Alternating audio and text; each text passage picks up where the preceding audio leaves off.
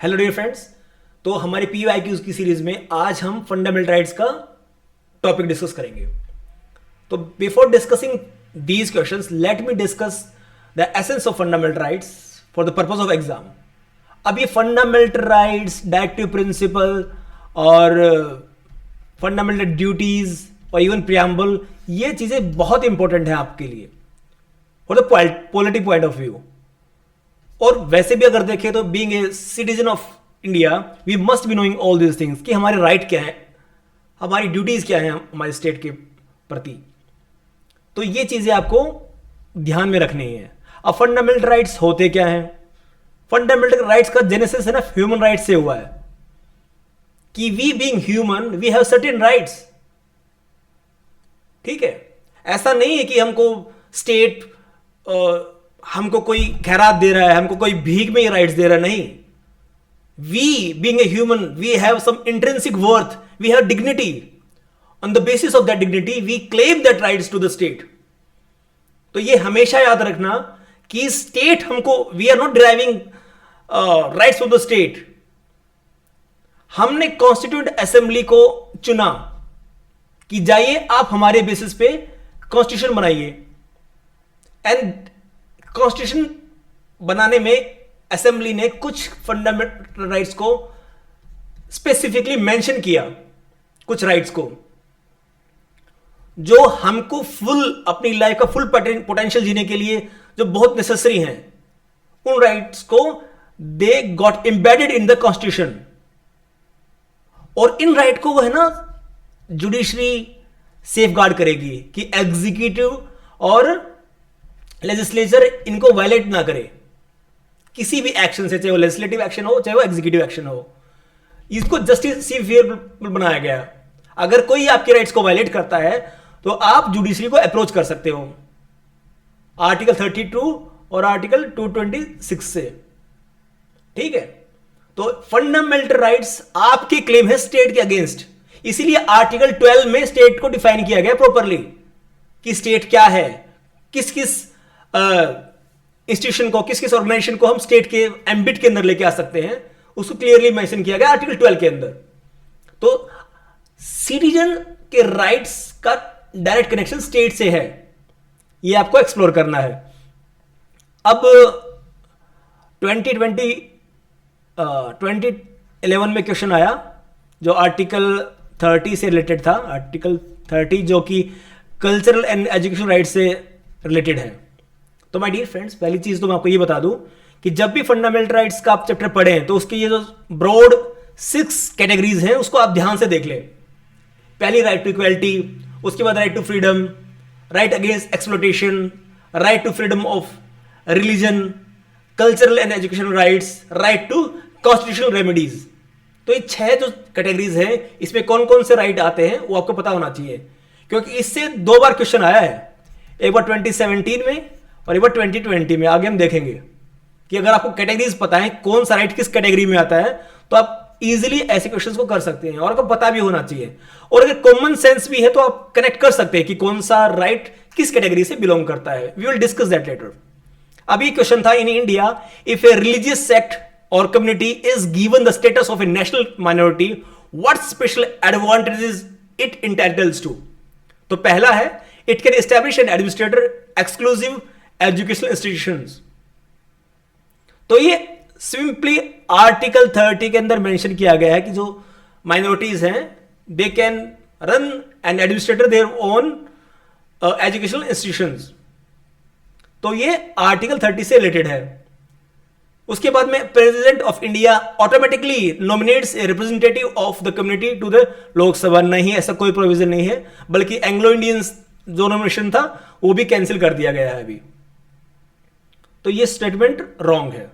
It can derive benefits from the prime minister's 15 point programme. हाँ, ये option सही है। तो इसका आंसर है 1 and 3, answer C. Let's explore the next question. Consider the following: right to education, right to equal access to public service, right to food. Which of the above is are human rights under the Universal Declaration of Human Rights. 2020 ये 2011 का question है. इसी questions को reframe करके 2020 में पूछा गया, जो कि हमने प्रीएम्बल के टॉपिक के अंदर भी डिस्कस किया था. इसमें universal declaration of human rights में कौन से राइट्स हैं जो लिंक करते हैं हमारे प्रीएम्बल से भी, हमारे डायरेक्टिव प्रिंसिपल से भी और फंडामेंटल राइट्स से भी. तो इसीलिए मैंने इसको यहां पे राइट्स के टॉपिक में इंक्लूड किया है. अब राइट टू एजुकेशन देखिए, यहां पे आर्टिकल 26 जो है universal declaration of human rights का, उसके अंदर मेंशन किया गया है. और right to equal access to the public service ये आर्टिकल 21 में आता है यहां पे, to take part in government in which you enjoy the right to equal access to the public service as well. और right to food ये article 25 में, जो कि एडवोकेट लिविंग स्टैंडर्ड्स के अंडर फॉल करता है. तो ये ऐसी चीज है ना, universal declaration of human rights और एसटीजी, ये ऐसी जो सिग्निफिकेंट कैटेगरीज हैं इंटरनेशनल लेवल पे, यूएन लेवल पे, इन चीजों को भी आपको ध्यान में रखना है जो पॉलिटी से रिलेटेड है. ठीक है. नेक्स्ट क्वेश्चन 2017 में आया है, which of the following are invested by the right against the exploitation in the constitution. ये देखिए जो कैटेगरीज मैंने आपको बताई थी, 6 कैटेगरीज, उसमें एक कैटेगरी है राइट अगेंस्ट एक्सप्लॉयटेशन. और इसके अंदर 2 राइट आते हैं, आर्टिकल 23 और आर्टिकल 24. आर्टिकल 23 है trafficking in human being that is prohibited, और article 20 and forced labour as well. और आर्टिकल 24 की जो चिल्ड्रंस हैं they should not be employed in factories or other hazardous work of hazardous nature of the work, they should not be included in that. तो ये 24 उसका article है. तो these are right against exploitation. इसमें we are exploiting human being, clearly इससे ये reflect करता है. तो prohibition of traffic in human beings and forced labour, prohibition of employment in the children in the factories and mines, ये दोनों ही हैं इसके अंदर इंक्लूड. और एबोलिशन ऑफ अनटचेबिलिटी और protection of interest of minorities, ये तो लगते ही नहीं कि राइट अगेंस्ट एक्सप्लॉयटेशन किसी भी हिसाब से. तो 1 and 4 is the answer for this. तो ये जो डिफरेंट कैटेगरीज हैं ये आपको याद रखनी है इस पर्पज के लिए. Now right to vote and to be elected in India is a, देखिए ये 2017 के हिसाब से अगर हम देखें तो it was a legal right. But अब जो रिसेंट में मई 2023 में ये ECI केस था, इसके अंदर सुप्रीम कोर्ट ने कहा कि right to vote is a part of fundamental rights and majority judgement opines it is a constitutional right. तो इसको अभी कॉन्स्टिट्यूशनल राइट डिक्लेयर कर दिया सुप्रीम कोर्ट ने. ये आपको याद रखना, अगर आगे दोबारा क्वेश्चन रिपीट हो तो इसमें आप कॉन्स्टिट्यूशनल राइट टिक करके आना. ठीक है. हाँ, ये लीगल राइट भी है, ये बात भी याद रखना, लेकिन ये कॉन्स्टिट्यूशनल राइट भी है. तो मेरे ख्याल से डिफरेंटली इसको यूपीएससी फ्रेम करेगी, ये दोनों चीजों को नहीं देगी अगर ऐसा क्वेश्चन आया भी तो. लेकिन अभी तो मेरे ख्याल से शायद यूपीएससी वो विंडो भी दे रही है, अगर आपको कोई क्वेश्चंस में डाउट है तो यू कैन आप उसके ऊपर क्लेम कर सकते हैं कि ये डाउटफुल क्वेश्चन. शायद आई थिंक इस बार नोटिफिकेशन में वो इंक्लूड हुआ है. तो ऐसा ही क्वेश्चन था राइट टू प्राइवेसी का जो आगे आएगा, उसको भी मतलब ऐसे ही फ्रेम किया गया. ये राइट टू वोट है, राइट टू प्राइवेसी का भी क्वेश्चन ऐसे ही इसी बेसिस पे फ्रेम किया गया. तो सुप्रीम कोर्ट के जो न्यू डेवलपमेंट्स होते हैं, न्यू केसेस आते हैं, उसमें कोई न्यू जजमेंट आया तो उससे भी क्वेश्चंस फ्रेम कर सकती है यूपीएससी प्रीलिम्स के लिए. ये आपको यहां पे समझना है. तो अभी रिसेंटली जो इलेक्टोरल बॉन्ड के ऊपर क्वेश्चन आया है उसके अंदर राइट टू इंफॉर्मेशन जो है आर्टिकल 19 के अंदर हमारा सेफगार्डेड है. पहले ये right to information for voters was related to only candidates. अब इसको एक्सटेंड किया गया पॉलिटिकल पार्टीज तक. ठीक है. तो पॉलिटिकल पार्टीज जो पोल फंडिंग लेती हैं उसको कैसे स्पेंड करती हैं, कौन कौन से सोर्सेज हैं, ये they have to reveal to the voters. ये इस रिसेंट जजमेंट का क्रक्स है और हम इसके ऊपर भी एक अच्छी सी वीडियो बनाएंगे. लेकिन ये जो न्यू डेवलपमेंट है सुप्रीम कोर्ट की, आपको देखना चाहिए, ध्यान में रखने चाहिए।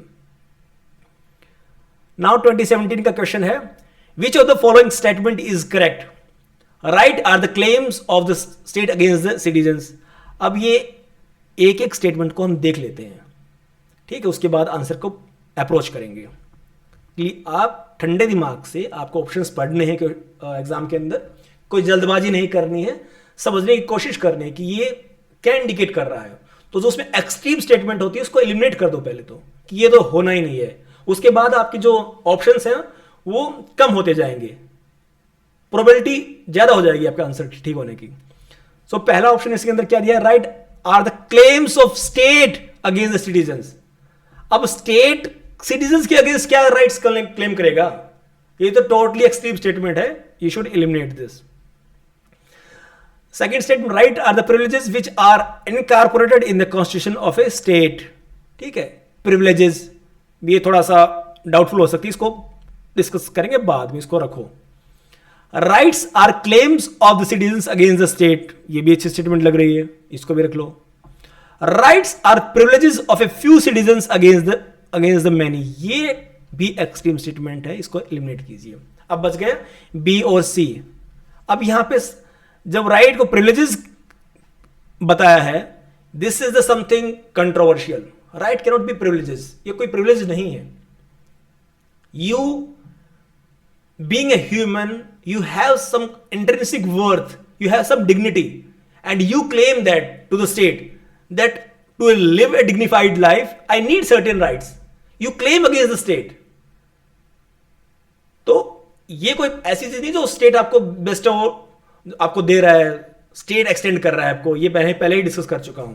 तो इसका आंसर है C, rights are the claim of citizens against the state. Question number 47 17 में आया था, in the context of India which are the following is the correct relationship between rights and duties. अब एक एक स्टेटमेंट पढ़ लेते हैं। Rights are correlative with duties, ये थोड़ी सी ठीक लग रही है। Rights are personal and hence independent of society and duty, explore कीजिए इसको। राइट्स आर पर्सनल, ठीक है, चलो मान लेते हैं पर्सनल है। Hence independent of society and duties, rights society से कैसे इंडिपेंडेंट हो सकते हैं? हमने अभी बात नहीं की क्या? कल्चरल एंड एजुकेशन राइट्स, ठीक है, religious rights, rights related to propagation profession of religion. तो राइट तो इंबेडेड है ना सोसाइटी में रह के, तो हम अपने राइट्स को एंजॉय कर सकते हैं। अब अकेले ही राइट्स एंजॉय कर रहे हैं तो सिर्फ कंट्रोवर्सी हो जाएगी पूरी सोसाइटी के अंदर, तो वो सोसाइटी से इंडिपेंडेंट नहीं होते हैं rights. Rights not duties are important for the advancement of the personality of citizens, ये भी एक्सट्रीम स्टेटमेंट है। सिर्फ अगर आप राइट्स एंजॉय कर रहे हैं तो आप क्या करोगे? दूसरे इंसान के राइट्स को आप वायलेट करोगे। तो ये हमारी ड्यूटी है ना कि हम पीस, हार्मोनी और फ्रेटर्निटी ये सब प्रमोट करें सोसाइटी के अंदर। तो ये भी तो हमारी जो फंडामेंटल ड्यूटीज हैं वो हमारी पर्सनैलिटी को एनहेंस करती हैं।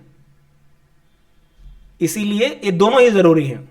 Duties not rights are important for the stability of the state. अगर राइट्स ही नहीं है सिटीजन्स के पास तो स्टेबिलिटी कैसे आएगी स्टेट के अंदर? There will be civil strife, लड़ पड़ेंगे एक दूसरे से लोग। तो इसका आंसर है A, rights are correlative with the duties. जब मैं राइट्स एंजॉय कर रहा हूं तो सर्टेन ड्यूटीज भी मेरे ऊपर हैं कि मैं स्टेट के प्रति और मेरे फेलो सिटीजन्स के प्रति कुछ ड्यूटीज रखता हूं, ताकि सोसाइटी के अंदर, एक पॉलिटी के अंदर पीस, हार्मोनी को एस्टेब्लिश किया जाए। तो ये भी आपको बताता है कि आंसर इज ए। अब 17 के अंदर एक क्वेश्चन आया है आरटीई के ऊपर। तो आरटीई जो एक्ट्स है ये आर्टिकल 21A इससे इंक्लूड हुआ। ये 86 अमेंडमेंट जो थी उससे इंक्लूड हुआ ये, और उसके बाद ये 2010 में आरटीए एक्ट आया, उससे रिलेटेड है। तो जो भी फंडामेंटल राइट से रिलेटेड एक्ट होते हैं ना, उसको आप देख लिया अगर उसके क्या क्या प्रोविजन है। इस पर्टिकुलर को हम, ये मैंने ऐसे इंक्लूड किया है कि को जो भी फंडामेंटल राइट से रिलेटेड जो भी एक्ट है उस पर आपको थोड़ा सा देखना चाहिए। तो फॉर एग्जांपल इसके अंदर एक और है, प्रिवेंशन ऑफ टेररिज्म एक्ट, वो नीचे है उसका भी। तो एक्ट्स और बिल से रिलेटेड जितने भी क्वेश्चंस आए ना, उसको हम सेपरेटली डिस्कस करेंगे। लेकिन कुछ एक एक्ट्स, कुछ एक बिल्स जो फंडामेंटल राइट से रिलेटेड हो, उसको भी एक्सप्लोर कर लिया करो, आप किस हिसाब से क्वेश्चन फ्रेम किया हुआ होता है। ठीक है। So next question, right to privacy is protected as an intrinsic part of right to life and personal liberty. So article 21 के ही अंदर सेफगार्ड है right to life and personal liberty. तो थोड़ा सा भी अगर आपको पहले ही पता है तो सीधा ही इसका answer article 21 and freedoms guaranteed in part 3 आप आसानी से लगा लेंगे इसके। So which are the following constitution in the constitution of India correctly and appropriately imply the above statement. Article 14 से रिलेटेड नहीं है, क्योंकि ये हम कैटेगरीज को एक्सप्लोर करें तो राइट टू इक्वालिटी के अंदर आता है। ठीक है। Article 17 and the directive principle of state policy. Article 17 किसके अंदर आता है? राइट इक्वालिटी के अंदर आता है, लेकिन ये अनटचेबिलिटी से रिलेटेड है। ठीक है। Article 21 right to life and personal liberty, ये तो आंसर है ही। आर्टिकल 24, ठीक है, राइट अगेंस्ट एक्सप्लॉयटेशन चिल्ड्रन, जो कि पहले क्वेश्चन पूछा गया था उसके अंदर था। तो जब हमें ऑप्शंस एक्सप्लोर कर ही लिए तो आगे आने वाले जो एग्जाम्स हैं उसमें हम अगर इससे रिलेटेड कोई भी ऑप्शन में भी अगर आया तो वी कैन एलिमिनेट इजीली। इसीलिए कहता हूं ऑप्शंस को भी एक्सप्लोर किया करो आप। अंडरस्टूड? तो ये सुप्रीम कोर्ट का एक डिसीजन था, उसके अंदर ये क्लियरली बताया गया कि right to privacy is intrinsic to life and personal liberty and inherently protected under article 21। ठीक है। And is a part of freedoms guaranteed by the part 3 of constitution. ये देखिए रिसेंट का जजमेंट है, मेरे ख्याल से 2018 में जजमेंट आया था सुप्रीम कोर्ट का, और इसको उसी साल एग्जाम में पूछ लिया गया। Next question, which article of the constitution of India safeguards one's right to marry and the persons of one's choice. ये सुप्रीम कोर्ट का हदिया केस था। इसके अंदर right to marry person of one choice is integral to right to life and personal liberty, जो कि article 21 में आता है। क्योंकि ये मेरी पर्सनल लिबर्टी ना, मेरी पर्सनल चॉइस है कि मैं किसके साथ I want to get married. ठीक है। तो आर्टिकल 21 के अंदर ही इट इज बीइंग सेफगार्डेड। तो जो मैं पहले भी कह रहा था, जो भी सुप्रीम कोर्ट के जजमेंट आते हैं ना, लैंडमार्क जजमेंट होते हैं, उस पर थोड़ा सा आपको पता होना चाहिए उन चीज़ों का। उसको आप मेंस के आंसर्स में भी उसको यूज कर सकते हैं। ठीक है। और प्रीलिम्स में तो क्वेश्चन बना ही रहे हैं ये, तो इस हिसाब से इवोल्व हो रही यूपीएससी के क्वेश्चन पूछने की जो पैटर्न है। Now 2020, which are the following categories of, देखा मैंने कहा था ना कैटेगरीज से क्वेश्चन पूछ सकते हैं। ये एक 5 मिनट का काम है, ये 6 राइट लिखे, इनको याद किया और जो उससे रिलेटेड आर्टिकल्स उनको याद किया। अगर ऐसा क्वेश्चन अगर आप एग्जाम में गलत करके आ गए, 2 मार्क्स अननेसेसरी खो दिया आपने। और यहां पे तो 1-1, 2-2 मार्क्स में बहुत सारे लोग कट ऑफ से बाहर हो जाते हैं। तो जो चीज हमारी श्योर है 40% क्वेश्चंस को तो बिल्कुल श्योर करके ही आना है कि यहां इसमें तो मैं डैम श्योर हूं।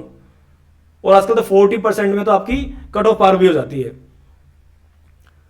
तो बहुत ज्यादा मुश्किल क्वेश्चंस अगर मान लो 25-36 क्वेश्चंस आ गए हैं तो उनसे घबराना नहीं है एग्जाम के अंदर। हैव पेशेंस, आसान क्वेश्चंस भी आएंगे। और अगर मुश्किल आ रहे तो आपके लिए ही मुश्किल नहीं है, वो सभी के लिए मुश्किल है। तो इस बात को भी समझना है आपको। So which are the following categories of fundamental rights and incorporates protection against untouchability as a form of discrimination. तो इसका आंसर है राइट टू इक्वालिटी। हमने डिस्कस किया था अभी आर्टिकल्स 14, 15, 16, 17, 18, ये सभी राइट टू इक्वालिटी के अंदर फॉल करते हैं। और अगर पहले ही हमने इसको अच्छे से एक्सप्लोर कर लिया होता ये देखिए आर्टिकल 14 और आर्टिकल 17 वाले इस ऑप्शन को अच्छे से इसकी कैटेगरीज वगैरह का देख लिया होता, 2018 में ही PYQ डिस्कशन किया होता, तो 2020 में एक क्वेश्चन आया था, इसको इजीली सोल्व कर लिया होता। तो ये तो हलवा क्वेश्चन है बिल्कुल इजी से। अगर इसमें भी अगर आप सिली मिस्टेक करके आते हो ना, तो उससे बचना है हमको। नेक्स्ट क्वेश्चन 2021 में, a legislation which confers on the executive or administrative authority an unguided and uncontrolled discretionary power, ये इसमें कीवर्ड है, in the matter of application of law violates which of the following articles। अब यार unguided and uncontrolled discretionary power जिसमें किसी भी इंसान के पास में होगी, वो ऐसे लॉ या फिर ऐसे एक्शन करेगा जो किसी न किसी को के प्रति डिस्क्रिमिनेशन पैदा करेंगे, ठीक है। और डिस्क्रिमिनेशन अगर हुआ तो वो राइट टू इक्वालिटी के अगेंस्ट जाएगा। तो इसका आंसर है आर्टिकल 14। और ये state of West Bengal versus Anwar Ali Sarkar में डिसीजन दिया गया था। इसमें बोला the court will strike down the legislation if it does not lay down any principle of policy for guiding the exercise of discretion in the matter of selection or classification. The reason for constitutionality is that legislation gives arbitrary and uncontrolled power to authority which would enable it to discriminate between the persons or things. तो uncontrolled और unguided discretionary power को आप misuse करोगे और वो किसी न किसी से form में kind of discrimination create करेगा। और अगर इसको आप एलिमिनेशन से भी एलिमिनेट कर सकते हो इनको, आर्टिकल 28 अगेन जो हमारे right to freedom of religion है उसके अंदर आता है आर्टिकल 28। तो इससे रिलेटेड तो कुछ है ही नहीं है। आर्टिकल 32 ये जो राइट टू कॉन्स्टिट्यूशनल रेमेडीज है उससे रिलेटेड है। आर्टिकल 44 ये आपको पता ही है, डायरेक्टिव प्रिंसिपल में आता है, ये ऐसे एलिमिनेट हो गया। तो इसको एलिमिनेशन से भी आप इसको कर सकते थे। वैसे पढ़ने में तो कई क्वेश्चन बहुत सारे डिफिकल्ट लगते हैं यार, इतना बड़ा क्वेश्चन, इतने बड़े, ये देखिए इतने बड़े इसके ऑप्शंस दिए हुए हैं, बहुत डिफिकल्ट लग रहा है। लेकिन जब उसको आप पैशंस के साथ पढ़ते हो ना तो आसान ही होता है। अब ये क्वेश्चन था विच of the following best define the term state. अब आर्टिकल 12 में भी स्टेट को डिफाइन किया गया है। ये है कॉन्सेप्ट ऑफ स्टेट। आर्टिकल 12 में जो डिफाइन किया गया for the purpose of fundamental rights. इस बात को याद रखना, फंडामेंटल राइट्स का पहला चैप्टर ही स्टेट है, क्योंकि स्टेट और सिटीजन के बीच में टसल है फंडामेंटल राइट्स को लेके। इसीलिए हमको क्लियरली डिफाइन करना पड़ता है कि स्टेट के कौन कौन सी ऐसे इंस्टीट्यूशंस हैं, ऑर्गेनाइजेशंस हैं और कंपोनेंट हैं जो स्टेट का पार्ट हैं, ठीक है। इसके ऊपर बहुत एक लंबी वीडियो भी बनाएंगे हम आर्टिकल 12 के ऊपर। तो ये तो मैंने कॉन्सेप्ट सीरीज में जो डिस्कस किया ही था कि it is a community of persons permanently occupying the definite territory independent of external control and possessing an organised government. तो स्टेट के 4 कंपोनेंट होते हैं, ठीक है। टेरिटरी, पॉपुलेशन और गवर्नमेंट और sovereignty.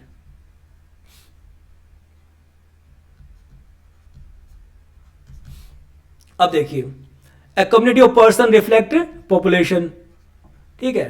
Permanently occupying a definite territory, ये territory हो गया second. Independent of external control, independent of external control reflect sovereignty. Sovereignty क्या है? हमारी खुद की ऑटोनॉमी।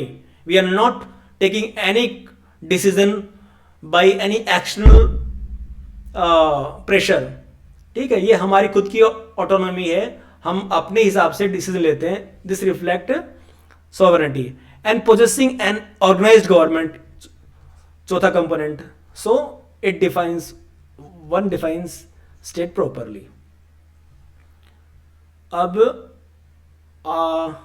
2021 में ही क्वेश्चन आया, right to privacy is protected under the which article of the constitution of India.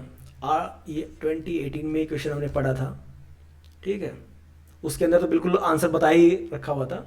अगर आपने PYQ अच्छे से किए होते तो आर्टिकल 21 आप इसमें आसानी से लगा लेते। Now question 92 of 2021, what is the position of right to property in India? अब legal right available only to citizen only, ये देखिए एक्सट्रीम स्टेटमेंट आगे, थोड़ा ध्यान से रखना. Legal rights available to any person, fundamental rights available to citizen only, neither fundamental rights no legal rights. तो पहले तो ये लास्ट स्टेटमेंट्स जो हैं ये तो उसको एलिमिनेट कर ही दीजिए आप, क्योंकि ये हमको पता है कि ओरिजिनली कॉन्स्टिट्यूशन में था right to property in article 91F और आर्टिकल 31 के अंदर था, मेंशन था, but it was being deleted by 44th amendment और आर्टिकल 300A को इंसर्ट किया गया. इसी ने राइट टू प्रॉपर्टी को एक कॉन्स्टिट्यूशनली रिकॉग्नाइज्ड लीगल राइट करार दिया. तो पहली बात तो ये. दूसरी, अब ये एलिमिनेट होने के बाद में ऑप्शन ए और बी बच गया. सो ए क्या है? Legal rights available to citizens only. तो सिटीजन्स ओनली नहीं है ये, एनी पर्सन, इसमें लिखा गया आर्टिकल के अंदर एनी पर्सन, ठीक है. तो वो सिटीजन भी हो सकते हैं और नॉन सिटीजन भी हो सकते हैं, ये देखिए. So answer is B, legal right available to any person. अब 2023 में क्वेश्चन आया, इसमें ये जो स्टेटमेंट है ये फंडामेंटल राइट से रिलेटेड है हमारी, ठीक है, आर्टिकल 22 से रिलेटेड है. तो पहला स्टेटमेंट पढ़िए. According to the constitution of India the central government has a duty to protect state from the internal disturbances. बिल्कुल सही है, right statement. The Constitution of India exempts the states from providing legal counsels to a person being held for preventive detention. अब article 22 क्या कहता है? Protection against arrest and detention in certain cases. अब देखिए इसके अंदर 4 राइट्स कन्फर किए गए हैं एक पर्सन के ऊपर हु हैज बीन अरेस्टेड. पहला राइट क्या बोल रहा है? He shall not be detained in custody without being informed the ground of his arrest. अगर हम जिसको अरेस्ट करने वाले हैं, किसी को अरेस्ट किया, तो उसको बताते हैं कि दीज आर द ग्राउंड्स जिस पे आपको अरेस्ट किया जा रहा है. Second, he shall have right to consult or to be represented by a lawyer of his own choice. तो आपको अपना लॉयर चुनने की आपको राइट दिया गया आर्टिकल 22 के अंदर. अगर आपके पास नहीं भी है लॉयर तो अलग प्रोविजन है कि स्टेट आपको लॉयर प्रोवाइड करवाएगा. अगर आपकी फाइनेंशियल कंडीशन ऐसी नहीं है, बिलो पॉवर्टी लाइन हो, तो स्टेट आपको प्रोवाइड करवाएगा. Third, right to be produce before nearest magistrate within 24 hours of his arrest. 24 hours के अंदर अंदर आपको मजिस्ट्रेट के सामने पेश किया जाएगा कि ये लीजिए, ये आगे महोदय इन्होंने ऐसा ऐसा किया है, ठीक है. ग्राउंड बताए गए, वकील दिया गया, 24 आवर्स के अंदर मजिस्ट्रेट के पास भेजा गया. If he is not to be detained in custody beyond the said period of 24 hours without the authority of the court. अब 24 आवर्स के अंदर आपको कोर्ट में लेके गए, अब कोर्ट बताएगा भाई इसको जुडिशियल कस्टडी में भेजना है या फिर इसको पुलिस रिमांड पे भेजना है या फिर इसको रिलीज करना है, ये कोर्ट डिसाइड करेगा. अगर 24 आवर्स हो गए, ज्यादा हो गए, उसके बाद भी अगर पुलिस रखती है without bringing the accuse to the magistrate, तो इलीगल है, ये आपको याद रखना है. और अब जो प्रिवेंटिव डिटेंशन है उसके अंदर ये तो चारों राइट्स दिए गए हैं वो अवेलेबल नहीं है, ठीक है. इसीलिए ये स्टेटमेंट भी सही है. The constitution of India exempts the states from providing legal counsel to a person being held for preventive detention. Third, according to the prevention of terrorism act 2002, confession of a accused before the police cannot be used as evidence. तो हालांकि ये तो गलत है, क्योंकि इसके जो ये था ये रिपील हो गया एक्ट अभी. तो इसमें जो कन्फेशन था उसको एक्यूज्ड के अगेंस्ट एज एविडेंस प्रेजेंट कर सकते थे, ठीक है. तो ये आर्टिकल 20 है, उसके अंदर कि कोई भी इंसान सेल्फ इनक्रिमिनेशन कि ये मैंने किया है, ऐसा पुलिस टॉर्चर करके जो बोल देते हैं कि कन्फेस कर लेते हैं क्राइम मैंने किया है, उसको सेफगार्ड किया गया है, इसको आप एक्सेप्ट नहीं है एज एविडेंस, इसको एक्सेप्ट नहीं किया जाएगा आर्टिकल 20 के अंदर ही। ये बात आपको याद रखनी है। तो ये आर्टिकल 20 भी इससे लिंक्ड है इनडायरेक्टली। तो इसमें only 2 questions are being discussed. अब ये PYQs करने के बाद आपको एक हिंट सी मिलेगी, आपको एक डायरेक्शन सी मिलेगी कि कैसे हमको सोल्व करना है क्वेश्चंस को, और किन टॉपिक से ज़्यादा क्वेश्चन आ रहे हैं, और कैसे एलिमिनेशन भी हो रहा है, ठीक है। और कई बार तो बिल्कुल क्वेश्चन उसी थीम पे रिपीट भी हो रहे हैं। अगर आप रिपीटेड क्वेश्चंस को भी आप गलत करके आते हैं तो this is something you are committing a sin, ठीक है डियर फ्रेंड्स। तो ऐसे एक्सप्लोर कीजिए सभी क्वेश्चंस को, एक पैटर्न को समझिए और उसी के हिसाब से अपने स्ट्रेटेजी बनाइए, उसी के हिसाब से देखिए आपके कौन से एरियाज आपके कमजोर हैं जिस पे आपको ज़्यादा फोकस करना है, और उसी हिसाब से अपनी पूरी स्ट्रेटेजी बनाकर रिवाइज करना है, नोट्स बनाने हैं। Okay dear friends, thank you so much.